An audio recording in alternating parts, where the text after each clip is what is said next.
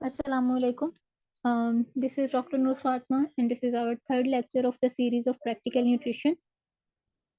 सबसे पहले कल हमने बात की थी डायबिटीज़ मेलाइटस पे, कार्ब काउंटिंग पर, और गेस्टेशनल डायबिटीज़ के हमने 2 ट्राइमेस्टर हमने उसमें कवर कर लिए थे।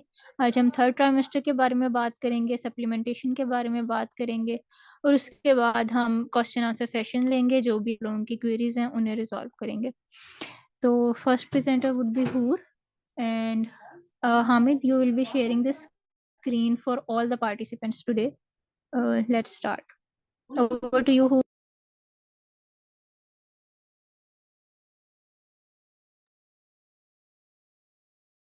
Assalamu alaikum. Am I audible? जी बच्चे। Okay. So myself, dietitian Hoor Mariam Bukhari. Hope you all are doing well. So as Noor आपी told के कल का लेक्चर में हम लोगों ने बेसिक्स पढ़ ली थी डायबिटीज़ की, कार्ब काउंटिंग्स पढ़ी थी, डायग्नोस्टिक टेक्निक्स पढ़ ली थी, स्क्रीनिंग, गेस्टेशन डायबिटीज़, ठीक है, और उनकी डाइटरी जो रिकमेंडेशंस हैं वो भी ऑलमोस्ट पढ़ ली थी। सो थर्ड ट्राइमेस्टर रह गया था, ये भी ऑलमोस्ट वैसा ही है। मैं आज जस्ट समराइज करूँगी इसको। सो गेस्टेशनल डायबिटीज कल भी आपने पढ़ा बच्चों के, ये कॉम्प्लेक्स कंडीशन है, ठीक है, कि हमने यहाँ पे जो हमारा पेशेंट है उसके हमने शुगर लेवल्स को भी मेंटेन रखना है, और जो बेबी की जो फीटल हेल्थ है उसको भी मेंटेन रखना है। और थर्ड ट्राइमेस्टर जो है that is a very critical period, क्योंकि ऑलरेडी इसमें बहुत सारे जो हार्मोन्स हैं उनकी फ्लक्चुएशंस जो होती है वो पीक पे हो रही होती है। तो इस पॉइंट पे इंसुलिन रेजिस्टेंस को मैनेज करना जो है वो बहुत क्रिटिकल होता है और ज़रूरी होता है। तो अगर हम प्रॉपर इधर एमएनटी करें तो वहाँ पे अपने इन्फेंट को, बेबी को, और जो हमारी मदर होती है प्रेगनेंसी में, उनको भी बहुत सी कॉम्प्लिकेशन से हम बचा सकते हैं, ठीक है। तो मैं स्टार्ट से यहाँ पे आपको जस्ट समरी दे देती हूँ कि सबसे पहले तो कार्ब्स को लेके चलते हैं कि सबसे इंपॉर्टेंट पार्ट यहाँ पे हमारे पास कार्ब्स का ही होता है डायबिटीज़ में, कि हमने लो ग्लाइसेमिक इंडेक्स जो है वो फ्रूट्स वेजिटेबल्स को यूज़ करना होता है। तो एज अ प्रोफेशनल डाइटिशियन यहाँ पे जब क्लाइंट आपके पास आता है तो you must have a chart of low glycemic index fruits vegetables foods. Proper आपका एक चार्ट हो, यहाँ पे आपके कॉलम्स आपने मेंशन किए हो, बनाए हो कि ये लो ग्लाइसेमिक फ्रूट्स हैं, ये मीडियम है वेजिटेबल्स, ठीक है, इनमें हाई ग्लाइसेमिक इंडेक्स है। तो ये प्रॉपर चीज़ आपके पास होनी चाहिए, ठीक है। आपने थ्योरेटिकल न्यूट्रिशन सारी पढ़ लिया है, अब आपने इस तरफ जब प्रैक्टिकल की तरफ आना है तो इट्स मोर अबाउट कि आप यहाँ पे माइंडसेट चेंज कर रहे होते हो, प्रॉपर काउंसलिंग कर रहे होते हो, ठीक है। डाइट प्लान आप कोई भी दे देता है, देकर भेज देता है, वहाँ पर कोई भी उस चीज़ को प्रॉपर फॉलो नहीं करेगा जब तक आप उनका माइंडसेट नहीं चेंज करोगे, तो आप उनको नॉलेज प्रोवाइड प्रॉपर नहीं करोगे कि ग्लाइसेमिक इंडेक्स होता क्या है, ठीक है, और क्या चार्ट होते हैं इनके, किस तरह से कौन से फ्रूट्स किस रेंज में आ रहे होते हैं। हाई जो ग्लाइसेमिक इंडेक्स है उनको हम हफ्ते में कितनी दफ़ा इस्तेमाल कर सकते हैं, मीडियम को कितना करते हैं, लो का कितना करते हैं। तो ये चीज़ें आपको प्रॉपर तरीके से पता होनी चाहिए और आपको ये चीज़ें डिलीवर करनी है। ये नहीं होता कि आपको पता है, आपने पढ़ लिया तो बस आपने इनको आगे डिलीवर नहीं करना, जस्ट एक डाइट चार्ट बनाया और दे के भेज दिया, ठीक है। तो ये चीज़ बहुत ज़्यादा ज़रूरी है कि आप उनको प्रॉपर, क्योंकि डायबिटीज़ का जो सोल्यूशन है ना आपके पास, आपको तो पता है कि ये चीज़ें हैं, लेकिन आपने जब तक नॉलेज, डिसिप्लिन और कंसिस्टेंसी उनके अंदर नहीं इम्प्लीमेंट करवानी, उनको नहीं करवाएंगे, तो ये कभी भी ये चीज़ जो है वो आप नहीं कर पाओगे। फिर बात ये आती है कि यहाँ पे मेंशन थी एक चीज़ कि ब्रेकफास्ट में हम लोग 15 से 30 ग्राम कार्ब्स लेते हैं, इससे हम ज़्यादा नहीं जाते।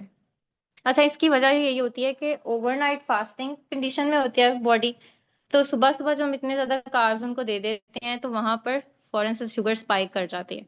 तो इसलिए हमारा जो फर्स्ट मील है वहाँ पे हमने कार्ब्स को थोड़ा खींच के रखना होता है, ठीक है, और हमेशा उनको प्रोटीन और फाइबर्स के साथ ही इंट्रोड्यूस करवाना होता है। कॉम्प्लेक्स कार्ब्स भी पढ़े हुए हैं आप लोगों ने, सबको पता है, होल ग्रेन्स हैं, लेग्यूम्स है, नॉन स्टार्ची वेजीज ऐड करते हैं। रिफाइंड कार्ब्स हम अवॉइड करवा रहे होते हैं, आपका जो व्हाइट ब्रेड है वो भी रिफाइंड कार्ब्स में आ रही होती है, ठीक है। कोशिश करो कि व्हाइट ब्रेड ना कहो उन्हें, कि व्हाइट ब्रेड से अवॉइड ही करवाओ, ठीक है, आप रोटी इंट्रोड्यूस करवा लो, रोटी में फिर फाइबर का अच्छा पोर्शन होता है, ठीक है। फिर फाइबर इनटेक आपने अच्छा करवाना है, 28 ग्राम नॉर्मल आपको पता है डे में होती है, जानी चाहिए। तो फाइबर का क्या रोल होता है कि इसने बेसिकली स्लो डाउन करना होती है ग्लूकोज अब्जॉर्प्शन को इन ब्लड, सडन स्पाइक को रोकता है, यानी आहिस्ता आहिस्ता जो है वो जो स्पाइक यकदम हो जाना होता है ग्लूकोज का, वो नहीं होता, उसको स्लो डाउन कर देता है। तो आपके जो मील है उसमें एक लार्ज पोर्शन जो है वो फाइबर का होना चाहिए। अक्सर आपको पता है घरों में यहाँ पर जो खानों के रवाज हैं, simple roti salan, there is no any concept of salads raw vegetables in it. तो ये चीज़ भी आपने, एक बहुत इंपॉर्टेंट पार्ट है कि आपने उनको सैलड से इंट्रोड्यूस करवाना है, प्रॉपर रॉ वेजिटेबल्स वो अपनी डाइट में ऐड करें, ठीक है। और फिर प्रोटीन्स भी आप पढ़े था कल आप लोगों ने कि सेकेंड ट्राइमेस्टर में 1.1 ग्राम पर केजी अकॉर्डिंग दे रहे होते हैं बॉडी वेट के, ठीक है। तो वहां पे भी आपने लीन सोर्सेज ऐड करवाने हैं, चिकन दें, फिश दें, बीन्स वगैरह दें, ठीक है। फैट्स में आप लोग हेल्दी फैट्स दे दोगे, नट्स आप इंट्रोड्यूस करवाओ, ऑलिव ऑयल का उनको इस्तेमाल जो है वो बताओ। और फिर यहाँ पे एनर्जी कैलोरीज की बात की थी हमने, ये वेट के अकॉर्डिंग वेरी करेगा, ठीक है। आपने ये देख लेना है कि वो ओवरवेट है, ओबीस है या नॉर्मल है, तो उसके अकॉर्डिंग आपने कैलकुलेशंस करनी है। ये मेंशन्ड है सारी, ये सारी गाइडलाइंस अकॉर्डिंग टू क्रॉस का बुक है, वहां से ही है, तो ये आपने अच्छे से इनको याद रखना है। और फिर वहां पे बात हुई है कि 1800 कैलोरीज से ज्यादा से कम नहीं आपने प्लानिंग करनी। अच्छा, इसकी वजह भी ये है कि एक्सट्रीमली आजकल कीटो डाइट जो है वो बहुत ज़्यादा फेमस हुई हुई है डायबिटीज़ के लिए। तो ये चीज़ आपने बिल्कुल भी इम्प्लीमेंट नहीं करवानी। एक्सट्रीमली लो कार्ब डाइट से क्या होता है, अच्छा बॉडी जो है ना मेनली कार्ब्स को एज एनर्जी सोर्स यूज़ कर रही होती है। तो जब आप एक्सट्रीमली लो कार्ब डाइट पे जाते हो तो बॉडी ने अल्टीमेटली फैट्स को आपका एनर्जी सोर्स यूज़ करना होता है, तो वहाँ पे कीटोन बॉडीज प्रोड्यूस होती हैं, तो वो बेबी की ब्रेन हेल्थ के लिए जो है ना फेटल है। तो वो चीज़ भी आपने बिल्कुल नहीं करनी। जस्ट प्लेट आपने प्रॉपर एक सिंपल बैलेंस तरीके से उनको लेके चलना है, उनको प्रॉपर आपके पास पिक्चर्स होनी चाहिए प्लेट की, वहां पे आपने प्रॉपर उनको फाइबर का पोर्शन बताना है, किस तरह से हमने इतना फाइबर लेना, इतना प्रोटीन आपका होना चाहिए, इतना कार्ब लेना चाहिए, ठीक है। कभी भी कार्ब्स को बिल्कुल आप स्किप नहीं कर सकते डाइट से। ओके, सो नेक्स्ट यहाँ पर हाँ ग्लूकोज मॉनिटरिंग की बात की है। एक तो ग्लूकोमीटर भी आपने उनको कहना है कि लें, लेके घर में रखें, 3 से 4 टाइम पे वो अपने ग्लूकोज जो है वो प्रॉपर तरीके से चेक करें, अपनी ब्लड ग्लूकोज लेवल की मॉनिटरिंग प्रॉपर होना जरूरी है, ठीक है। 3 to 4 टाइम्स या 4 to 6 टाइम्स जितने भी टाइम है, लेकिन जरूरी है कम से कम भी 3 टाइम तो लें। लाइक एक तो फास्टिंग में जरूरी है, फिर पोस्ट प्रेंडियल होता है आपका कि जो आप खाना खाते हो उसके बाद, ठीक है। ये खाने के बाद की शुगर होती है, 1 hour after meal, 2 hour after meal, यहाँ पे रेंजेस दी हुई हैं, इसके अकॉर्डिंग आपने उनको लेके चलना है। फिर बात आती है जी एक्सरसाइज की, सबसे इम्पोर्टेंट बात। अच्छा, आपको पता है जी कि पाकिस्तान में तो वैसे ही जो खवातीन है मायूस समझती हैं जी एक्सरसाइज तो करनी ही नहीं है, प्रेगनेंसी में तो बिल्कुल भी नहीं, हिलना भी गुनाह है ना, तो बच्चे की हेल्थ के लिए नहीं ठीक, ये वो जस्ट ये सब मिथ्स हैं। अगर आप प्रॉपर गाइडलाइंस को फॉलो करके प्रॉपर एहतियात करें तो जस्ट आप वर्कआउट और एक्सरसाइज दोनों को लेके चल सकते हैं, ठीक है। गाइडलाइंस में भी बताया है कि 150 मिनट पर वीक, ये ऑलमोस्ट पर डे 30 मिनट्स बनती हैं आफ्टर मील। अगर आप 10-10 मिनट भी लगा लो ना दिन में, 3 time 10-10 minutes after meal workout करो या एक्सरसाइज कर लो, तो ये तो रिसर्च से भी प्रॉपर प्रूव है कि हर खाने के बाद 10 मिनट वॉक करें तो आपकी इंसुलिन रेजिस्टेंस जो है वो बहुत हद तक खत्म होती है, ब्लड शुगर लेवल्स बहुत हद तक मेंटेन हो जाते हैं जस्ट एक वॉक से, वो भी सिर्फ 10 मिनट की मील, हर मील के बाद। तो ये चीज़ आपने भी एजुकेट प्रॉपर तरीके से करनी है। प्रेग्नेंट वुमेन जो है वो वर्कआउट प्रैक्टिस करें, ठीक है।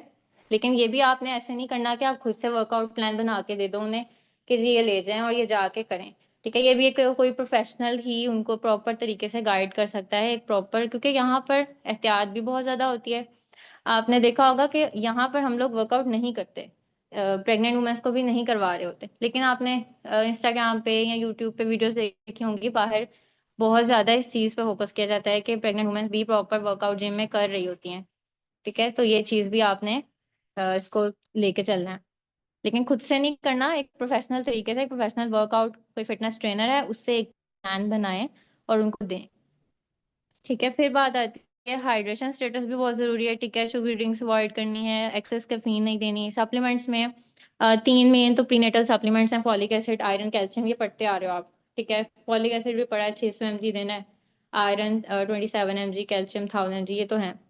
अच्छा, अब ये इन्होंने एक केस दिया है कि अगर तो तीसरे ट्राइमेस्टर में फेरेटिन लेवल बहुत ज्यादा कम है, लाइक ऑलमोस्ट 20 mcg तक भी आ रहे हैं, अ, हाँ फैटिन लेवल 20 mcg से भी कम आ रहे हैं, तो वहां पे आपने, क्योंकि नॉर्मली हम आयरन 27 तक रख रहे थे, 27 mg, तो वहां पे हमने उसको आयरन की जो है सप्लीमेंटेशन बढ़ा के 30 to 60 वाली डोज उनको देनी है, ठीक है। और उधर हम ये चीज भी एक करेंगे कि vitamin C enrich foods add करवा देंगे।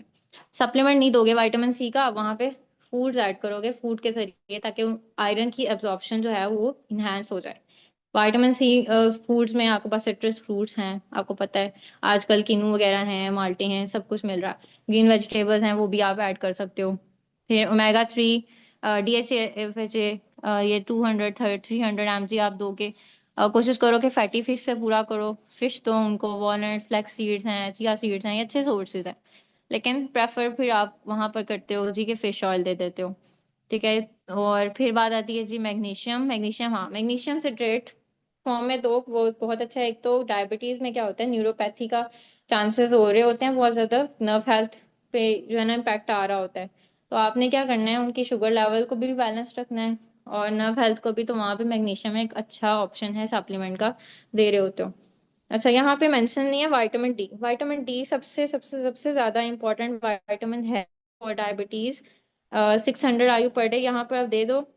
इंसुलिन रेजिस्टेंस जो है ना, उसके लिए विटामिन डी बहुत जरूरी है। एक तो स्टडीज में आपने लॉट ऑफ आर्टिकल्स आपने पढ़े होंगे कि इसकी डेफिशिएंसी जो है वो इंसुलिन रेजिस्टेंस के साथ जो है वो बहुत ज्यादा। हेलो, आपकी आवाज आ रही है? आ रही है आ रही है। Okay okay. अच्छा, विटामिन डी और इंसुलिन रेजिस्टेंस का आपस में काफी रिलेशन है, ऐसे कि आपने जो इंसुलिन रेजिस्टेंस है ना, जो इन पेशेंट्स में होती है, वहां पे विटामिन डी डेफिशिएंसी सर्टेन होती है।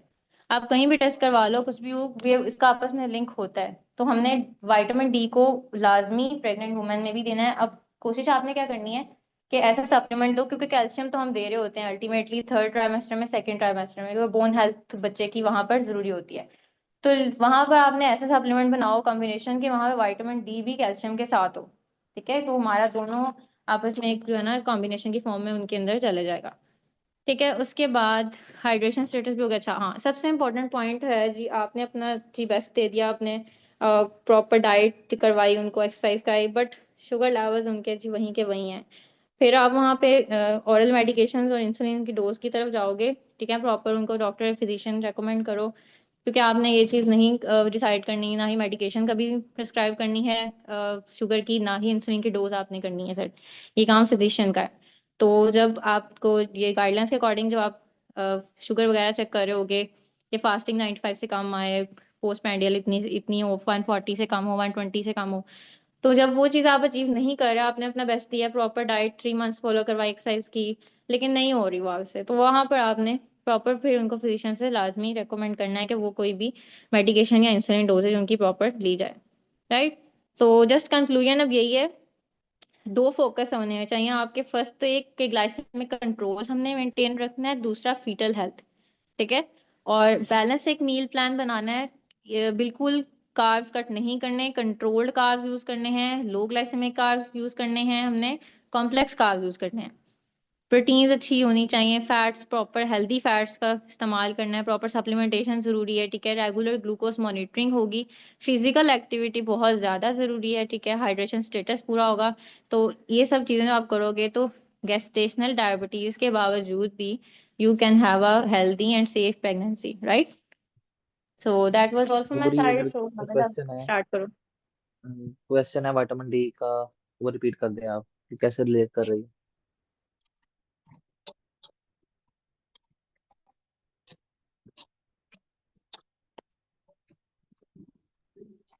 आवाज आ रही है आपको?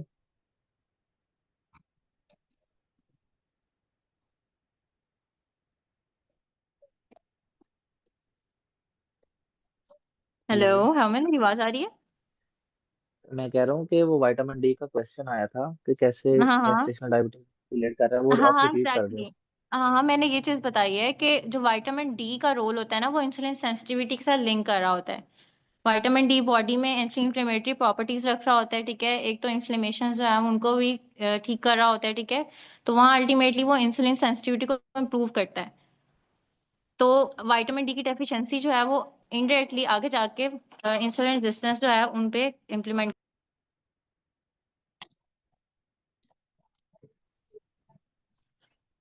Got it? ओके, आ गया मैसेज। ठीक है। ओके, मेरी आवाज आपको आ रही है क्लियर? जी जी, क्लियर है आपकी आवाज।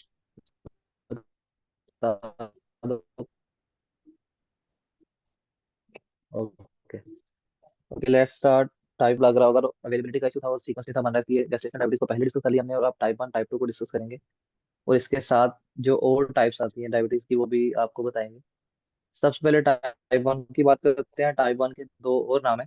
मैं आपको यही सजेस्ट करूंगा कि आप कम से कम कोई बंदा कॉपी रजिस्टर रख लें अपने पास। कुछ पॉइंट्स आएंगे जो मैं दोबारा नहीं बोलूंगा, इसके अंदर नहीं होंगे, ठीक है, तो आप उसको नोट डाउन कर लेना। टाइप वन के दो और नाम है। एक का नाम है इसका इंसुलिन डिपेंडेंट डायबिटीज, और दूसरा नाम है जुवेनाइल।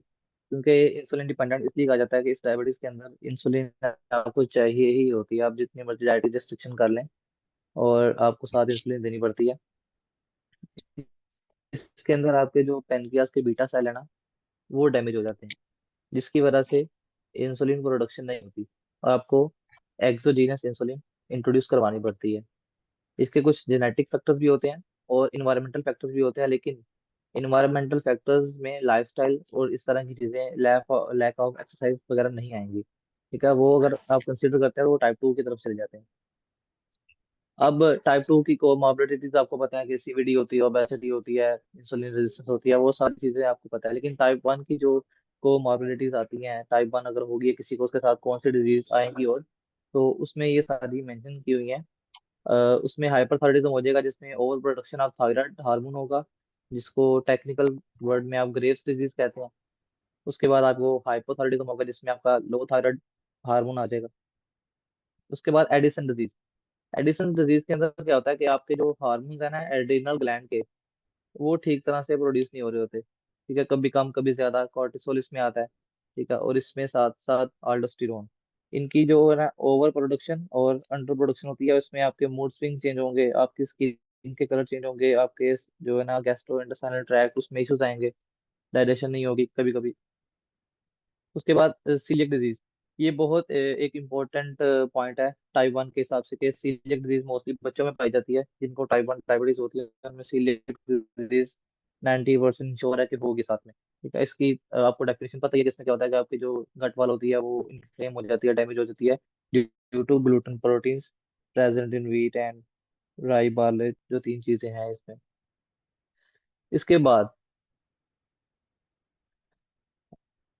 आवाज आ रही है आपको? हेलो? हाँ जी, आ रही है। जी आ रही है। आ रही है। Okay okay. इसके बाद इसके बाद आपके जो मसल्स होंगे वो वीक हो जाएंगे, उसके बाद मसल क्रैम्प्स, इस तरह के सारे इश्यूज आपको टाइप वन के साथ भी आते हैं, टाइप टू के साथ भी आएंगे। और उसके बाद जो इम्पोर्टेंट पॉइंट है वो है विटामिन बी 12 की डेफिशिएंसी। ये इस वजह से होती है कि एक होता है इंट्रिंसिक फैक्टर हमारी स्मॉल इंटेस्टाइन के अंदर। इंट्रिंसिक फैक्टर बेसिकली तो एक ग्लाइकोप्रोटीन है, जो कि रिस्पॉन्सिबल है आपकी बी 12 की एब्जॉर्प्शन के अंदर। अगर ये इंट्रिंसिक फैक्टर नहीं होगा तो आपकी गट हेल्थ में बी 12 की एब्जॉर्प्शन नहीं होगी, जिसकी वजह से पर्निशियस नीमिया का आउटकम बाहर आता है टाइप वन डायबिटीज के अंदर।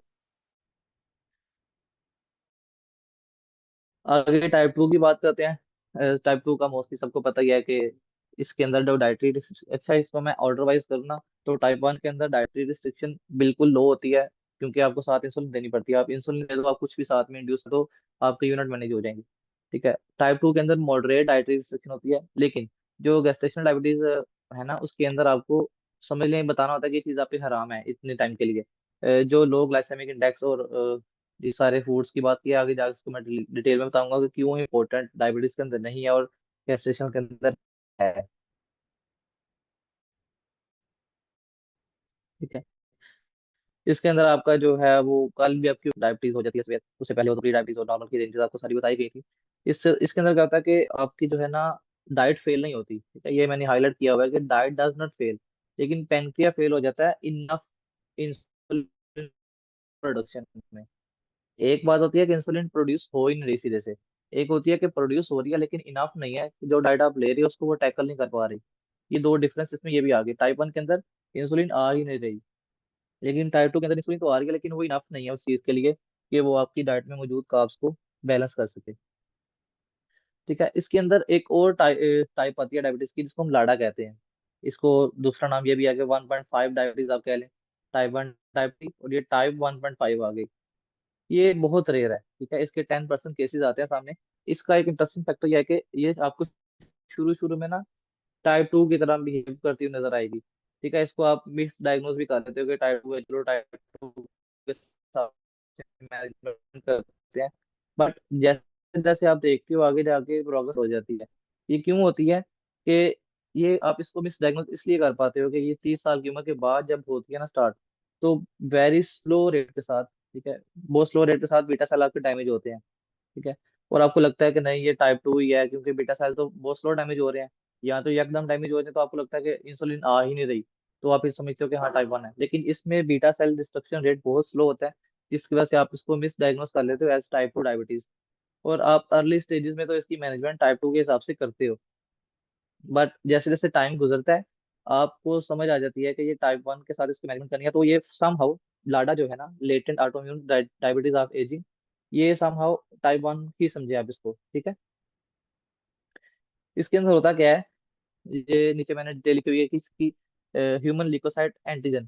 ठीक है। एंटीजन क्या है जी, एक ग्रुप ऑफ जीन्स है जो कि आपके क्रोमोसोम 6 नंबर पे प्रेजेंट होते हैं, और इसका काम होता है आपके इम्यून सिस्टम को रेगुलेट करना। रेगुलेट इस तरह करना कि आपकी बॉडी के जो हेल्दी सेल्स हैं और जो फॉरेन इन्वेडर्स हैं उनके अंदर डिफरेंशिएट करती है चीज। ठीक है। इसके अंदर कुछ डायबिटीज ऐसी होती हैं जो कि आपको डायरेक्ट इंड्यूस नहीं होती। ठीक है। आपको कंडीशन कोई और थी, लेकिन उस कंडीशन की वजह से आपको डायबिटीज इंड्यूस हो गई है। ये लाडा से भी ज्यादा रेयर केस है। इसके अंदर 1 to 5% चांस होंगे इस तरह की डिजीज आने के, जिसके अंदर सिस्टिक फाइब्रोसिस आ गई। अब सिस्टिक फाइब्रोसिस आपको पता है कि आपके लंग्स को इफेक्ट करता है, और डाइजेस्टिव सिस्टम के अंदर जो है ना जेनेटिक डिसऑर्डर आ जाते हैं। इसके साथ साथ सिर्फ इन दो चीजों में जेनेटिक डिसऑर्डर नहीं आएंगे, इसके साथ साथ आपके इंसुलिन एक्शन के अंदर और जो आपका पेनक्रियास का रोल है उसके अंदर भी आपका जेनेटिक डिसऑर्डर आ जाता है, जिसकी वजह से सिस्टिक फाइब्रोसिस होती है। और जब इंसुलिन का एक्शन डिस्टर्ब हो गया तो ऑटोमेटिक, एक मिनट, आपको आवाज नहीं आ रही? जी जी। लाडा जो है ना, वो आप बता रहा हूं ना आपको, ये जेनेटिक, ये लिखा तो हुआ है, ये आप देखें HLA की जो बात की है वो जेनेटिक लेवल की बात हुई है कि आपकी जीन लेवल के ऊपर ये सारा मसला आता है। शुरू शुरू में टाइप 2 की तरह बिहेव करेगी, लेकिन ये होती टाइप 1 की तरह ही है। आपने इसकी मैनेजमेंट टाइप 1 की तरह करनी होती है, इंसुलिन इंड्यूस करवा के। सिस्टिक फाइब्रोसिस हो गई, आपके इंसुलिन एक्शन में डिस्टर्बेंस आ गई, तो ऑटोमेटिक आपके ग्लूकोज लेवल हाई हो जाएंगे। ठीक है। उसके बाद कर्सिंग सिंड्रोम। सिंड्रोम में होता क्या है कि कोर्टिसोल प्रोडक्शन होती है। अब क्रशिंग सिंड्रोम का एक मैकेनिज्म आपको बता दूं कि क्यों क्रशिंग सिंड्रोम की वजह से डायबिटीज होती है। क्रशिंग सिंड्रोम में होता क्या है, कार्टिसोल लेवल हाई हो गया। अब आपकी बॉडी ने ज्यूम कर लिया कि हमारा जिस्म जो है वो इमरजेंसी सिचुएशन के अंदर है। अब जब बॉडी अलार्मिंग कंडीशन में आएगी तो उसको सरवाइव करने के लिए कुछ ना कुछ चाहिए, कुछ एनर्जी चाहिए होगी। तो वो हार्मोन क्या करेगा, आपकी स्टोर्ड एनर्जी में से आपका ग्लूकोज जो है वो बॉडी के अंदर रिलीज करवा देगा। फॉर एग्जांपल लीवर के ऊपर जो ग्लाइकोजन पड़ा हुआ था उसको तोड़ देगा। ठीक है। तोड़ के ग्लूकोज बना, ग्लूकोज आ गया ब्लड के अंदर। ठीक है। वो एलिवेटेड ग्लूकोज लेवल हो गया उसके अंदर। जब ब्लड में ग्लूकोज एलिवेट हो गया तो उसके साथ ही पेनक्रियास इंसुलिन रिलीज करेगा। लेकिन ओवर द टाइम जब ये प्रोसेस बार बार होता रहेगा, ठीक है, सिंड्रोम है तो ये अब रुकेगा तो नहीं है। ठीक है। बार बार कार्टिसोल आएगा, बार बार ग्लूकोज ब्लड के अंदर आएगा, बार बार पेनक्रियास जो है वो इंसुलिन रिलीज करेगा। तो ऑटोमेटिक ये एक स्टेज आएगी कि जिसके अंदर आपकी जो है ना जो ग्लूकोज आ रहा है वो इनफ मैनेज नहीं हो पाएगा उस इंसुलिन की वजह से। इसके अंदर क्विशिंग सिंड्रोम में सबसे बड़ा जो सिम्टम आता है ना वो ये आता है कि इसमें वेट गेन जब स्टार्ट होता है ना, तो वेट गेन आप समझ लें कि सीने से लेके पेट तक आपका जिस्म है वो आपको बड़ा बड़ा फूला फूला लगता है। ठीक है। इन्फ्लेम्ड लगता है। और आपके बाजू और टांगे बहुत पतली होती हैं। सम हाउ आप इसको रिलेट कर लें कि मेल न्यूट्रिशन की थोड़ी सी इमेज आप अगर दिमाग में लेके आए तो आपको समझ आएगी कि किस तरह का इंसान नजर आएगा क्रशिंग सिंड्रोम वाला। ठीक है। इसके बाद ड्रग और केमिकल इंडक्शन की वजह से जो डायबिटीज आपको आती है वो क्यों आती है?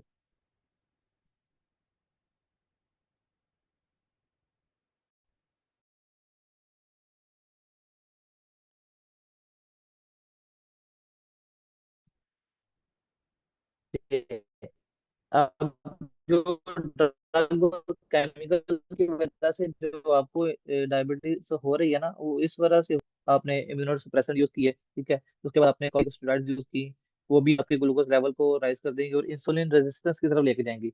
इम्यूनो सप्रेसेंट आपने यूज की है। बेसिकली जो भी ड्रग यूज हो रही है वो आप ये समझ लें, इसको मैं एक एग्जाम्पल के साथ समझाता हूँ कि आपका सर दर्द हुआ, आपने पैनाडोल ले ली, तो अब जब भी सर दर्द होगा आप पैनाडोल लेंगे तो ही आपका सर दर्द ठीक होगा। आहिस्ता आहिस्ता एक टाइम आएगा कि आपकी बॉडी समझेगी कि नहीं, अब ये गोली आएगी तो ही सर दर्द ठीक होना है, वरना नहीं ठीक होना। अगर आप पानी में नमक डाल के थोड़ा पी ले, रेस्ट कर ले, तो उससे भी मैनेज हो सकता है, बट वो एक लंबा प्रोसेस चलेगा, तो आपसे बर्दाश्त नहीं डायबिटीज होती है। ठीक है। ड्रग्स जो है ना वो जो आप समझ ले ऑर्गन ट्रांसप्लांट में यूज होती हैं आपके इम्यून सिस्टम को कम करने के लिए, ताकि ऑर्गन नया आया है वो इसको एज ए फॉरेन इन्वेडर समझ के इसके ऊपर अटैक ना करे। इसकी वजह से जब भी कोई ऑर्गन ट्रांसप्लांट होता है आपको इम्यूनो सप्रेशन दिए जाते हैं, जिसकी वजह से आपको इंसुलिन रेजिस्टेंस का सामना करना पड़ता है। उसके बाद सीपैट टेस्ट, ये टेस्ट बेसिकली कल वाले लेक्चर में इंक्लूड होना चाहिए था, बट उसको वहां से रिमूव करके यहाँ ऐड किया गया, इसलिए कि आके टाइप 1 टाइप 2 की बात यहाँ हो रही है, तो आपको यहाँ अच्छे से समझ आएगा। अब अगर आपके पास कोई पेशेंट आया है जिसकी उम्र 25 है, या समझ लें 26 एज है उसकी, तो आप उसमें डिफ्रेंशिएट नहीं कर पाएंगे कि मैंने इसको कौन सी मैनेजमेंट करनी है, क्योंकि आपको ये भी शक होगा कि शायद इसको टाइप 1 डायबिटीज है या टाइप 2 है। तो इसको आप डिफरेंशिएट इस तरह करेंगे कि आप उसको एक टेस्ट दे देंगे कि आपने ये कनेक्टिंग पेप्टाइड का टेस्ट करना है। ये सी पेप्टाइड का मतलब कनेक्टिंग पेप्टाइड होता है। ठीक है। आप उसको कहेंगे कि आप टेस्ट करवाओ, उसके अंदर जो वैल्यूज आएंगी उसको देख के मैं आपको उस हिसाब से आपकी मैनेजमेंट कर पाऊंगा या कर पाऊंगी। Let me show you the this test report. मेरे पास एक पेशेंट था, उसकी मैं आपको रिपोर्ट दिखाता हूँ। वेट अ मिनट, मैं स्क्रीन रिकॉर्ड जो है वो दोबारा करता हूँ।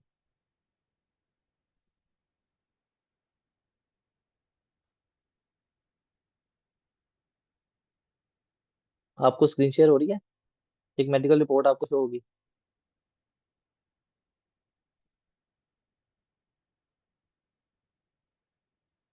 हेलो। हाँ जी, जी हो जी। रही है। ठीक है, आप इसमें ये देखें कि सीरम पेप्टाइड का टेस्ट हुआ है, तो इसमें वैल्यू उसकी क्या आई है? 4.37। तो ये नॉर्मल वैल्यू है। अब हमें डिफरेंशिएट कैसे होगा कि टाइप 1 डायबिटीज है या टाइप 2 डायबिटीज है? अगर तो सी पेप्टाइड की वैल्यू आपकी लो आती है, लो की वैल्यू नीचे उसने रेफरेंस दिया हुआ है कि लेस देन 0.78। ठीक है। तो इसका मतलब होगा कि उस पेशेंट को टाइप 1 डायबिटीज है, टाइप 2 नहीं है।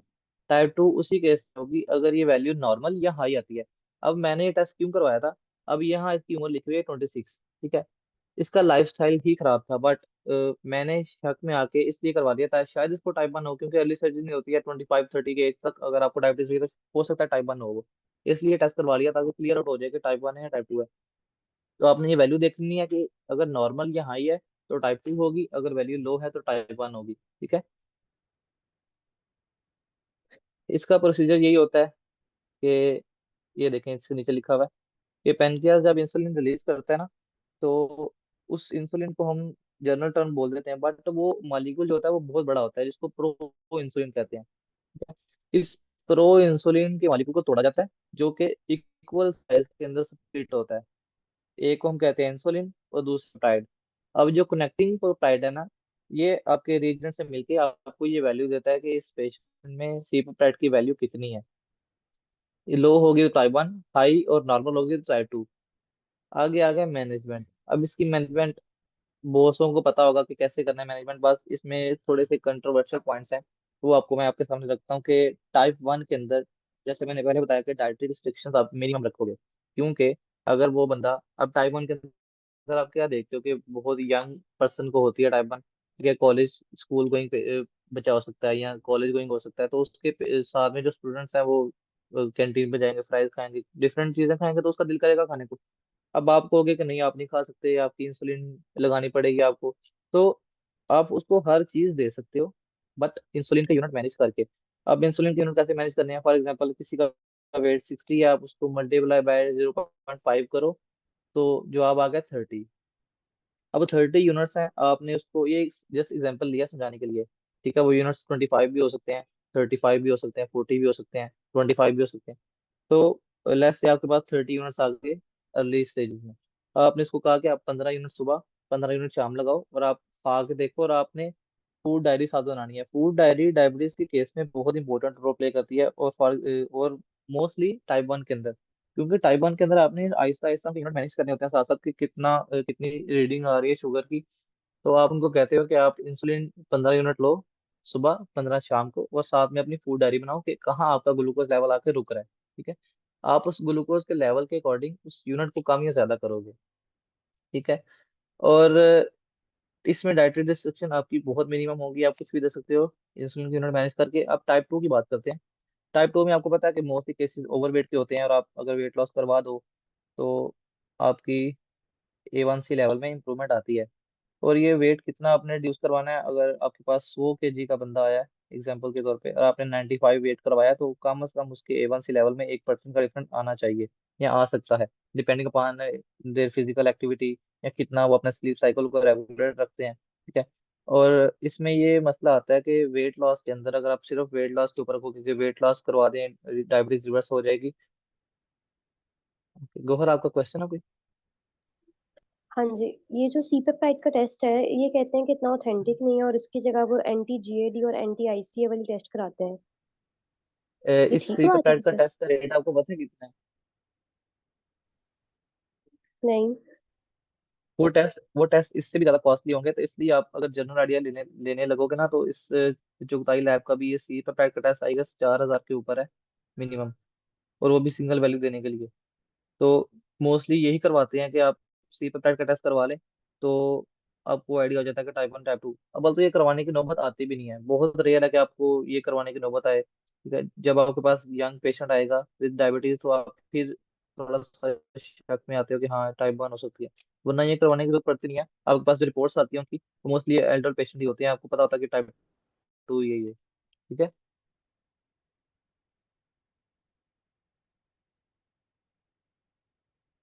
अभी हम बात हो रही थी वेट लॉस की। वेट लॉस रेकमेंड किया जाता है ताकि आपकी टाइप 2 डायबिटीज रिवर्स हो जाए, बट एक स्टेज आएगी कि वेट लॉस भी कोई रोल प्ले नहीं करेगा। ठीक है। और इसमें आप ये समझ लें कि जैसे मैंने पहले बताया कि 5% अगर आप वेट लॉस करवाते हो, तो कुछ ना कुछ उसकी लिपिड प्रोफाइल में, उसके A1C लेवल में, और उसके सारे ग्लूकोज के अंदर थोड़ी सी रिडक्शन आएगी। आपने जस्ट वेट लॉस के ऊपर नहीं रहना, साथ में उसको फिजिकल एक्टिविटी भी बतानी है, और साथ में इसको आप ये भी कहना है कि अपनी स्लीप रेगुलेट करे, और ये सारी मेडिकेशन साथ साथ चलेगी। आगे बात आ गई इसके डाइट प्लान की बात इसलिए नहीं की है यहाँ पे, क्योंकि कोई भी डाइट प्लान डायबिटीज के लिए आइडियल नहीं होता। ठीक है। AMDR रेशियो में आप देख रहे होगे कि मैंने लिख दिया कि नो आइडियल रेशियो, बिकॉज ये वेरी करेगी पेशेंट टू पेशेंट। आप किसी को 55% कार्ब के ऊपर रख के उसकी मैनेजमेंट करोगे, किसी को 45 पर रखोगे, किसी को 50 पर रखोगे, 42 पर रखोगे, मतलब कहीं भी ड्रॉप हो सकती है ये, depending upon their financial status. कि वो पेशेंट, अगर आप उसको लो कार्ब डाइट दे दोगे तो ऑटोमेटिक आपकी प्रोटीन या फैट हाई होगी। ठीक है। और आप जो है उसको समझ लें कि एक महंगे मील प्लान की तरफ लेके जा रहे हैं। तो ये सारी चीजें आपने देखनी होती है, इसकी वजह से AMD रेशो आपको नहीं बता रहा मैं कि आपने कहाँ सेट करनी है। तो इसका एक हिंट आपको दे देता हूँ कि ऊपर बात हो रही थी लोग ग्लाइसेमिक इंडेक्स फूड देंगे तो डायबिटीज अच्छी रहेगी, जल्दी रिवर्स हो जाएगी। लेकिन आपके सामने एक ट्रायल शो हो रहा है, ये रिसर्च में से पार्ट उठाया गया है। तो 2 ट्रायल हुए थे। फॉर एग्जाम्पल एक एक ट्रायल 1 साल में हुआ,